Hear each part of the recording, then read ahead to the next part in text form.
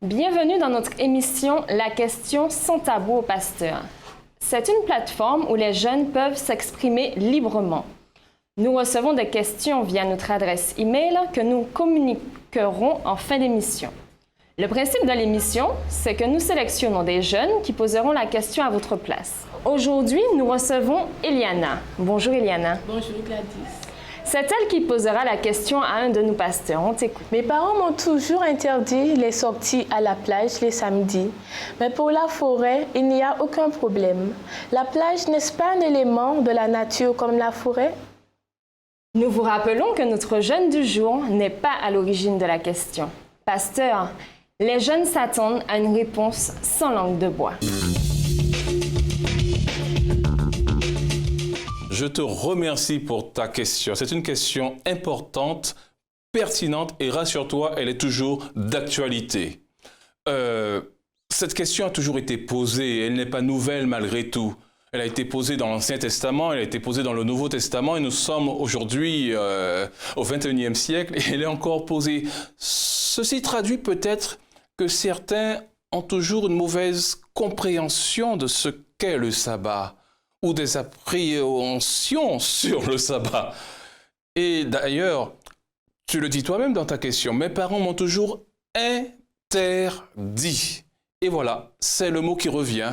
Le sabbat est souvent associé à une série d'interdits, des choses à faire et des choses à ne pas faire. Et les jeunes ont parfois le sentiment, ce jour-là, de ne pas être eux-mêmes, d'être limités dans leur action, dans leur paroles, et ils sont frustrés. D'ailleurs, on entend souvent, oui, mais le sabbat, il est interdit de regarder la télé, il est interdit de cuisiner, il est interdit de sortir, de jouer, de s'amuser. Il est interdit, eh bien, comme la question est posée, d'aller à la plage. Toute une série d'interdits. Mais je veux te rassurer. Plusieurs, effectivement, ont posé cette question concernant le sabbat.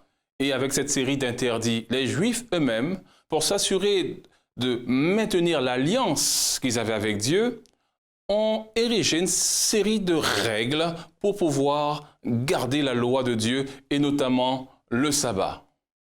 Par exemple, il était interdit d'allumer un feu, interdit d'éteindre une lampe, interdit de monter sur un animal, interdit de voyager plus d'1 kilomètre, interdit d'avoir des relations sexuelles, interdit d'écrire plus de 2 lettres de l'alphabet, interdit de se regarder dans un miroir, interdit de cracher, interdit de se doucher.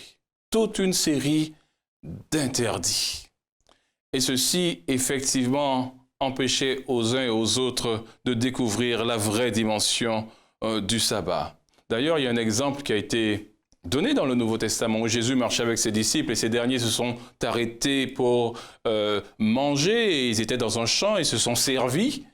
Et là, les Juifs, les pharisiens notamment, ont vu qu'ils ont brisé 4 interdits.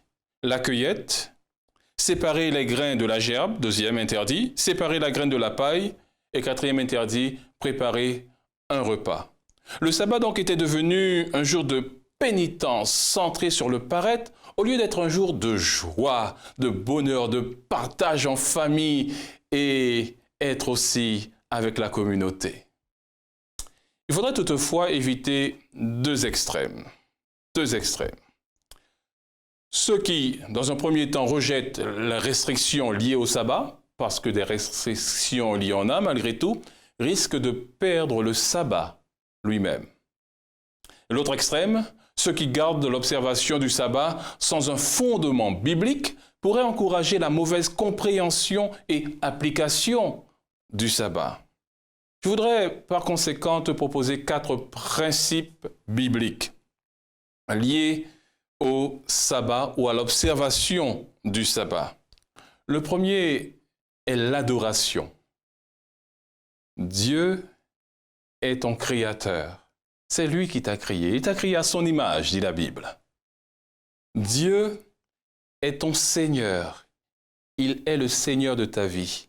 Il a prééminence sur tout dans ta vie. Il veut te conduire, te diriger. Il veut que tu réussisses dans tout ce que tu entreprends. Mais il veut que tu lui fasses confiance et que tu fasses de lui le Seigneur de ta vie. Dieu est aussi ton Sauveur.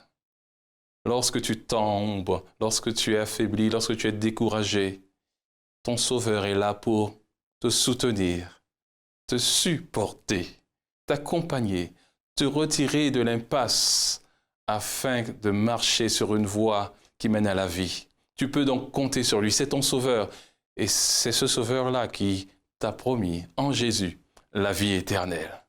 Par conséquent, il t'invite à l'adorer ce jour-là, et pleinement, et à le louer parce qu'il est grand, il est bon, et tu pourras compter combien il a été patient envers toi.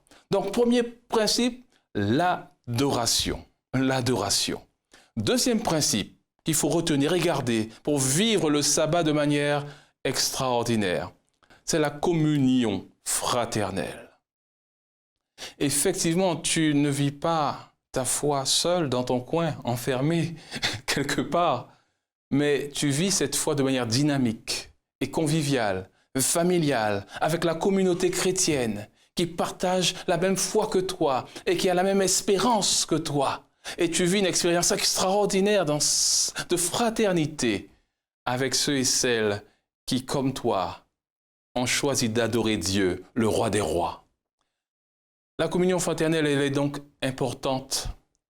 On peut avoir cette communion fraternelle, dans les sorties en nature, dans les repas fraternels. On passe du temps avec des amis en discutant de sujets de société en relation avec la Bible. On est ensemble, unis dans la même espérance. Troisième principe lié au sabbat, c'est le repos.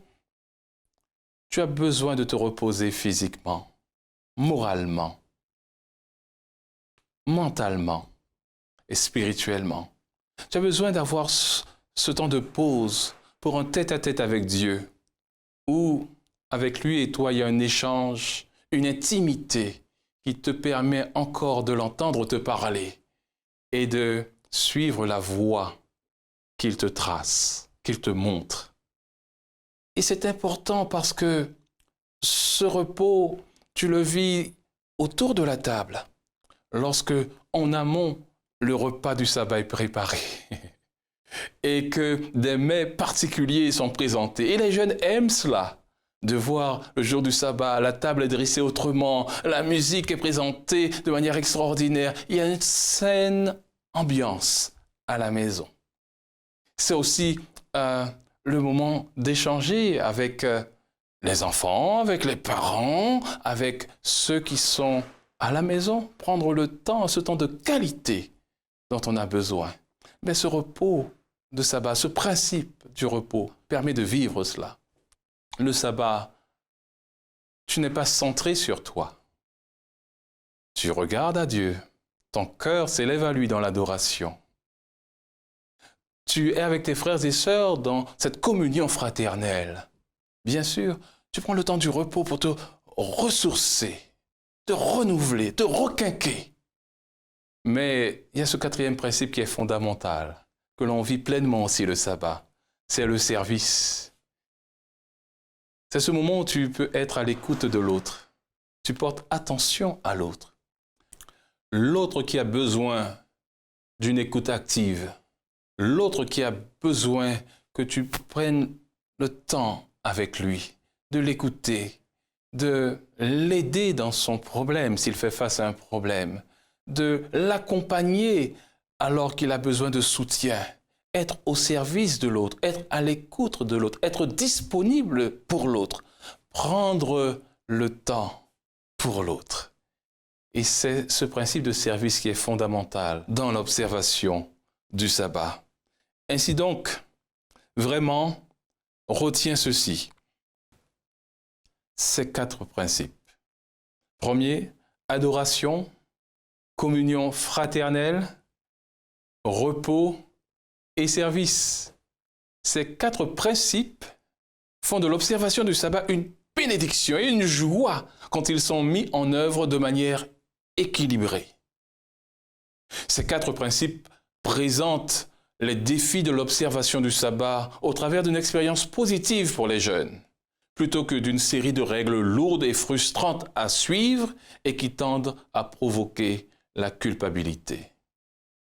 Comme le dit la Bible, en gardant ces 4 principes, tu feras du sabbat tes délices en suivant les voies de l'Éternel et sache que tu auras du plaisir à adorer Dieu, à communier avec lui, avec tes frères, à profiter de ce repos qui est bénéfique et être au service de l'autre, le jour du sabbat. Oh, ce sera un jour formidable et tu prendras du plaisir non seulement à vivre ce temps fort de la semaine, mais tu l'attendras avec impatience, crois-moi, parce que lorsque tu entres dans cette dimension du sabbat, tu réaliseras que Dieu est au cœur de tout cela et c'est lui qui opère en toi le changement nécessaire pour que tu puisses toujours, avec joie et amour, l'adorer et être en bénédiction dans la société. Que Dieu te garde et je te dis à bientôt. Si vous aussi, vous avez des questions qui vous semblent tabous, n'hésitez pas à nous les faire parvenir à l'adresse mail suivante qstabou@gmail.com. N'oubliez pas, nous garantissons votre anonymat. À bientôt sur hebronadventisteyolacite.com.